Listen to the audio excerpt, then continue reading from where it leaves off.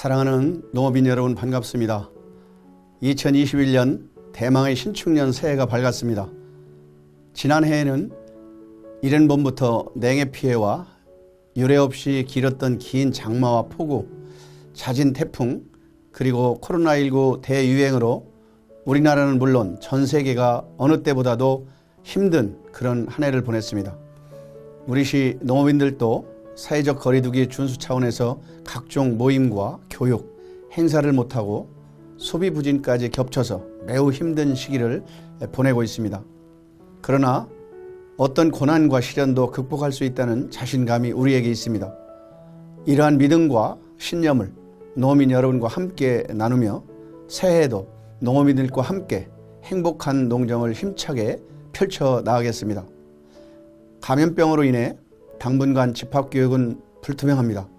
금년 상반기 영농교육은 비대면으로 농업방송 그리고 유튜브 등 온라인 그리고 지소 상담소에서 시청각 교재를 활용하여 다양한 방법으로 교육을 추진합니다. 농업인 여러분께서는 올해 처음 비대면으로 추진하는 영농교육이 다소 불편하시더라도 편한 시간, 편한 장소에서 교육방송을 시청하실 수 있으니 잘 활용해 주시고 가족, 친지, 이웃에게도 많은 홍보를 부탁드립니다. 금년은 민선 7기 4년차를 맞이하여 농업, 농촌, 농업인이 행복한 미래를 여러분과 함께 가꾸어 가겠습니다. 희망찬 21년 신축년을 맞이하여 더욱 건강하시고 소망하셨던 모든 일들 성취하시는 한 해, 또한 풍년농사 기원드리겠습니다. 새해 복 많이 받으십시오. 감사합니다.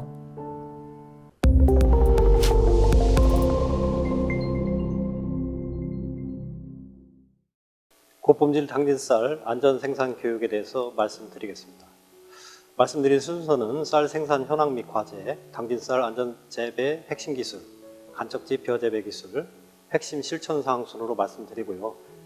충남기술원에서 제작한 벼농사 영상 교재와는 겹치지 않는 쪽으로 말씀을 드리도록 하겠습니다. 먼저 쌀 생산 현황 및 과제에 대해서 말씀드리겠습니다. 지난해 전국적으로 350만 톤 정도의 쌀이 생산됐는데요. 상당한 감소폭을 보였습니다. 우리 시에서도 19,000헥타에서 약 10만 톤 정도를 생산해서 527kg의 단수를 기록한 바 있습니다.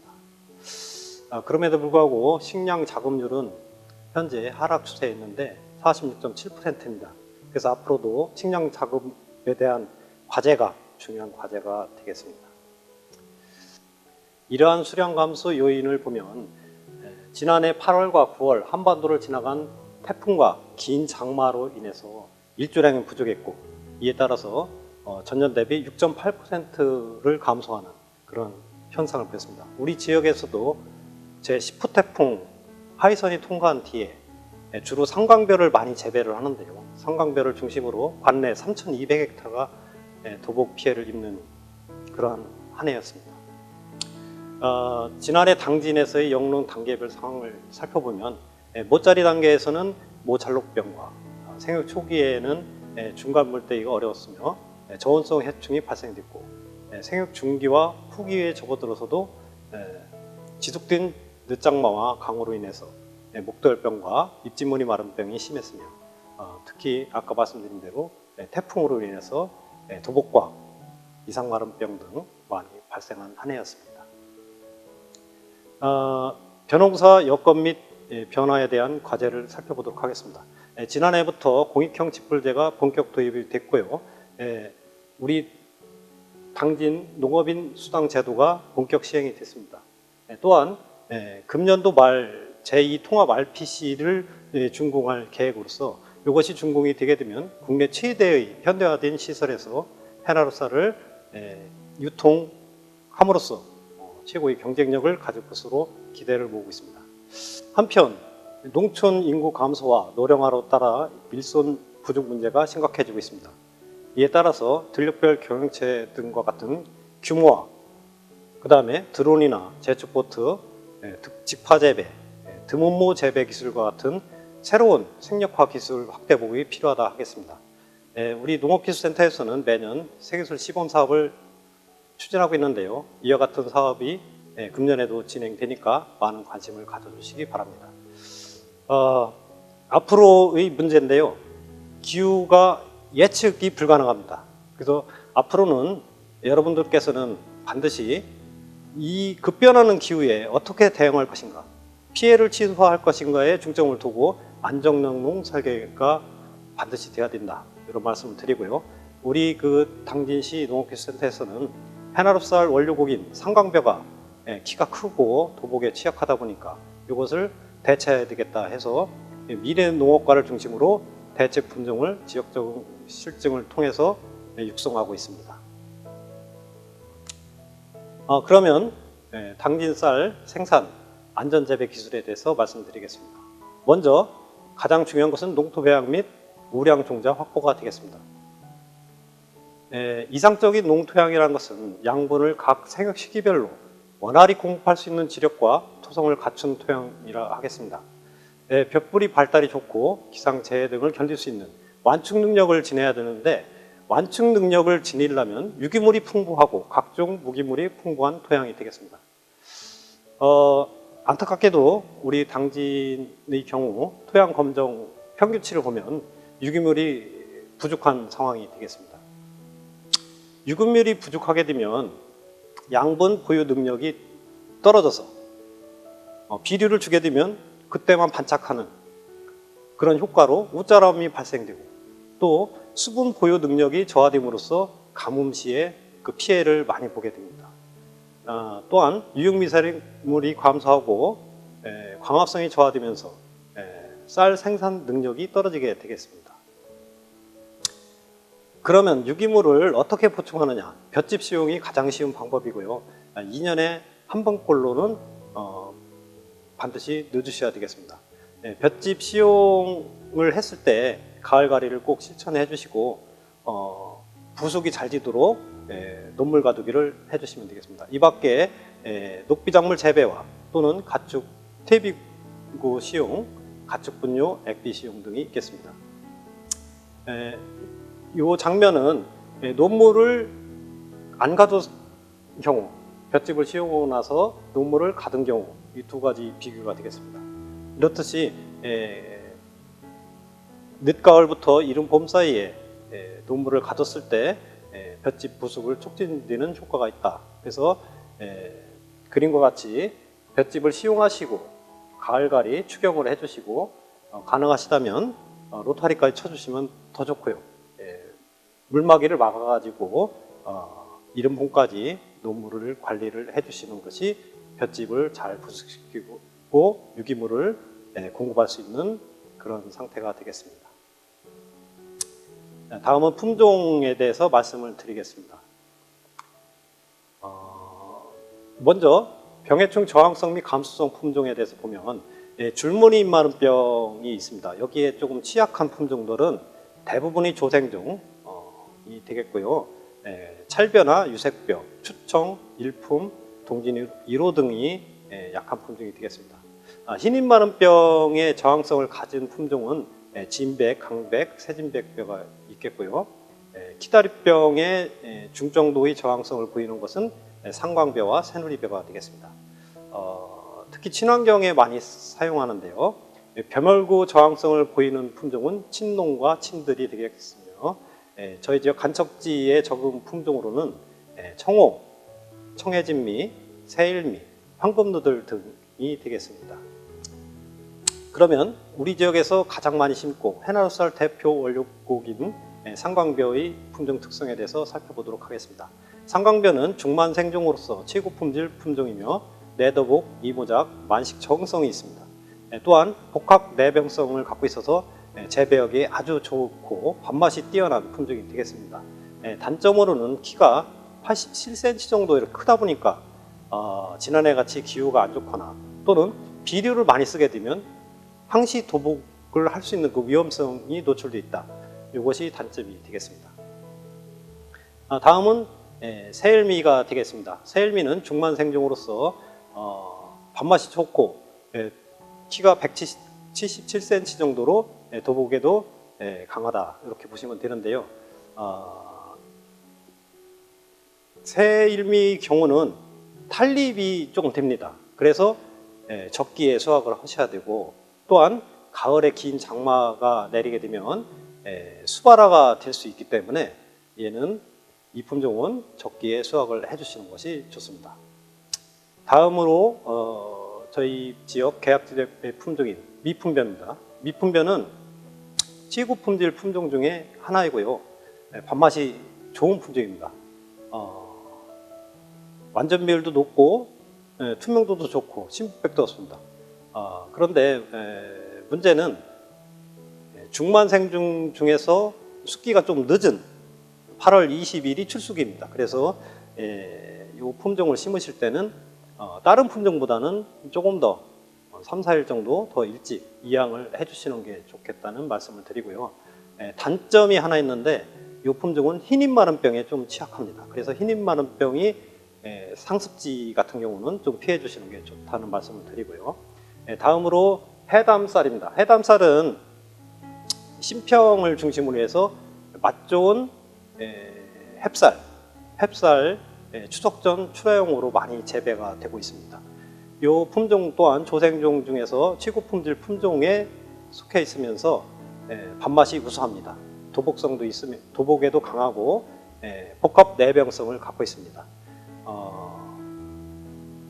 이 품종을 조기 재배하실 때는 3월 말 4월 초에 종자를 파종하셔서 이양을 5월 초에 하시면 되고, 조기 재배 시에는 조금 더 모심을 잡아주시는 게 좋다는 말씀을 드리겠습니다. 다음은 친들벼입니다. 친들벼는 친환경 재배에 적합하고 벼멸구 저항성을 보이는 품종이 되겠습니다. 다음으로 농업인들이 많이 선호하는 황금노들이 되겠습니다. 중만생종으로 8월 15일이 출수일이며 수량성도 높고 밥맛도 양호한 편입니다. 도복에도 강하며 직파 및 간척지에도 적응성이 있는 품종이 되겠습니다. 이 품종의 단점은 가을 장마 시에 수발화가 우려가 됩니다. 그래서 이 품종 또한 적기에 수확을 하셔야 되겠습니다. 신동진벼는 합덕지역에서 계약재배로 많이 심고 있는데요. 중반생종으로 키가 80cm 정도가 되겠습니다. 이 품종은 중대립종이기 때문에 수중형 품종에 속합니다. 머리가 무겁기 때문에 비바람에 즉 도복에 약할 수가 있습니다. 그래서 이 품종을 재배할 때는 상광벼 수준의 CB량을 결정해서 주셔야 되고, 또 한 가지는 도열병에 약합니다. 그래서 병해충 관리를 잘 하셔야 되겠습니다. 최근에 나온 예찬벼입니다. 예찬벼는 최고 품질 품종 중에 하나이면서 중만생종이 되겠습니다. 예찬벼 특성을 보시면 키가 66cm밖에 안 됩니다. 그래서 품질도 좋고 밥맛도 좋은데 비료를 농업인 여러분들이 무턱대고 많이 쓸 우려가 있습니다.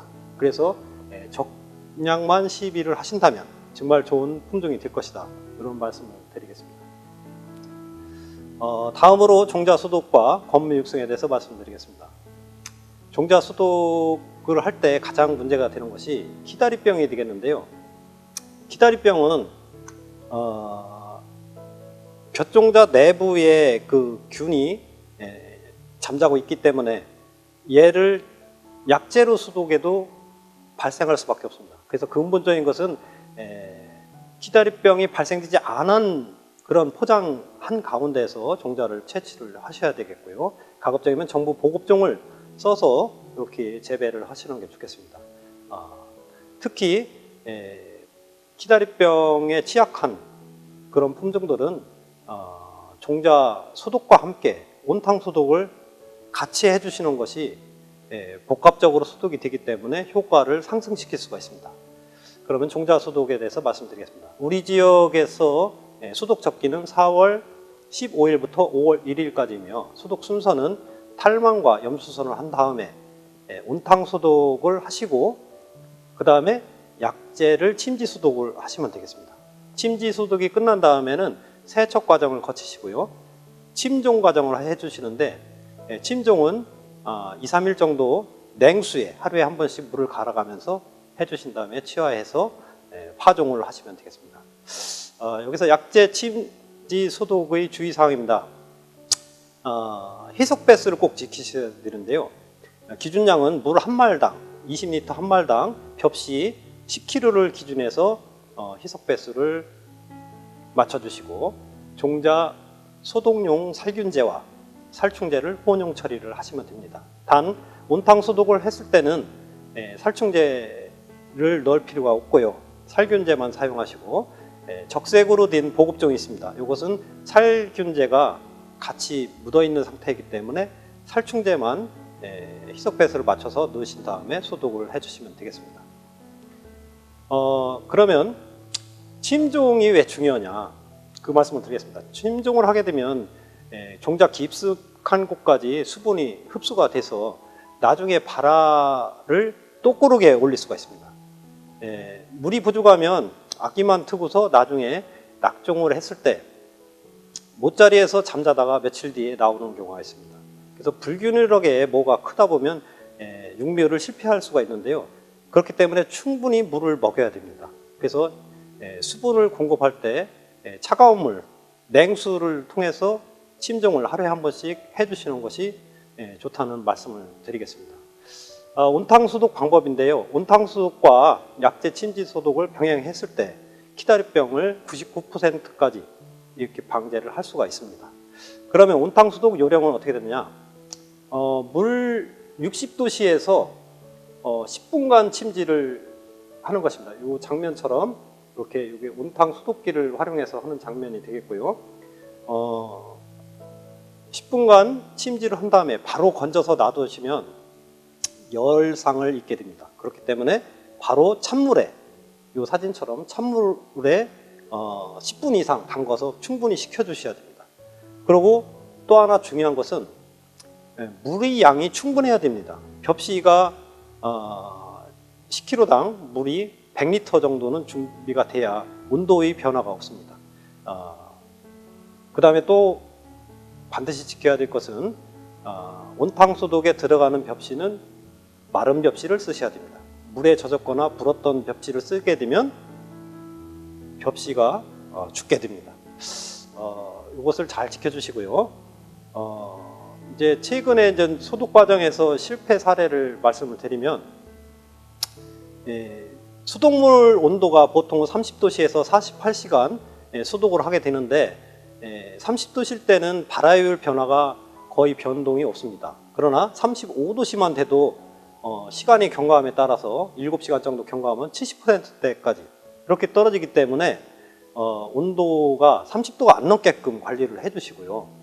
또 한 가지는 별도로 온도계를 하나 더 설치를 하셔야 됩니다. 그래서 수시로 온도가 맞는가 그걸 점검을 잘 해주셔야 되겠습니다. 파종적기 및 파종량에 대해서 말씀드리면 우리 지역에서는 4월 20일부터 5월 5일까지가 되겠습니다. 건묘 육성할 때는 가장 중요한 것이 적기인데요. 너무 일찍 서둘러서 하다 보면 항상 실패하게 되어 있습니다. 기상이 안 맞기 때문에 그렇습니다. 그래서 동네에서 못자리를 자주 실패하시는 그런 농가가 있으면 그 동네에서 가장 늦게 못자리를 설치하는 것이 성공할 수 있다, 그런 말씀을 드리겠습니다. 그래서 저희 지역에서 부직포로 할 때는 4월 25일경에 설치하는 것이 안전하고 아까 말씀드린 대로 추석 전 조기 수확을 목표로 할 때는 4월 초순에는 설치를 하셔야 된다. 이때는 보온 관리를 잘 해주셔야 되고요. 건묘 육성에서 가장 중요한 것은 역시 이제 파종량입니다. 파종량이 많게 되면 모가 연약하게 자랍니다. 여러분들 콩나물 시료를 생각해 보시면 됩니다. 빡빡한 상태에서는 서로가 웃자랄 수밖에 없습니다. 이러다 보면 묘가 바늘모라고 하죠. 야들야들하게 커가지고 바람에 불어도 꺾이게 되고 그렇습니다. 그래서 이 파종량을 줄여주셔야 하는데 그 기준량이 130에서 150g이 된다고 보시면 되겠습니다. 사진에서 보듯이 이렇게 흙이 살짝 보일 정도, 종자와 종자가 중첩되지 않고 보일 정도의 파종량 정도로 해주시면 되겠습니다. 보통 농가들이 많이 쓰는 관행량을 보시면 180g 정도 파종했을 때 이렇게 이제 연약하게 우절할 수가 있고요. 요 밑에 그림은 줄 파종으로 100g 상자당 100g을 파종한 경우인데요. 짱짱하게 잘 컸다고 볼 수 있습니다. 육묘할 때 이제 환경 관리에 대해서 말씀드리겠습니다. 온도는 요 싹이 땅을 뚫고 나오는 그 치화할 때 그때의 온도는 30에서 32도가 적온입니다. 이 상태를 유지를 해주시고 녹화 들어가는 초기 2, 3일간은 25도 내지 20도 정도 그 햇빛은 약광 상태 이렇게 관리를 해주시면 되고요. 경화기로 넘어가서 25도 이하로 이렇게 관리를 하고 본답에 나가기 전에는 외기 환경과 같게끔 햇빛도 많이 쓰이고 그 다음에 온도도 조금 차차 낮춰주시면 되겠습니다. 육묘하다가 실패한 원인을 말씀드리겠습니다. 고온이 경과된 그 종자 그런 것을 썼을 때는 발화율이 상당히 낮습니다. 그래서 그런 종자는 피하시고요. 침종 기간에 침종을 안 해준 경우 이럴 때는 수분 흡수량이 떨어지기 때문에 발화세가 약하게 됩니다. 세 번째로는 발화기가 고장 났을 때 또 여기서도 고온을 경과하면서 발화력을 잃게 됩니다. 육묘 실패 시 우리가 보통 싹 틔우기를 위해서 상자 쌓기를 합니다. 이때도 이제 실패하는 경우가 있는데 이때는 상자를 너무 많이 높게 쌓다 보면 보통 온도가 아래에서 위로 호흡열이 올라가게 됩니다. 그래서 위 상자에서는 싹이 잘 나는데 밑에 쪽에서는 싹이 안 나고 이 층이 많이 지는 거죠. 그래서 뒤집기를 해준다든지 또는 상자를 쌓더라도 15단 이내로 이렇게 쌓아주셔야 되고요.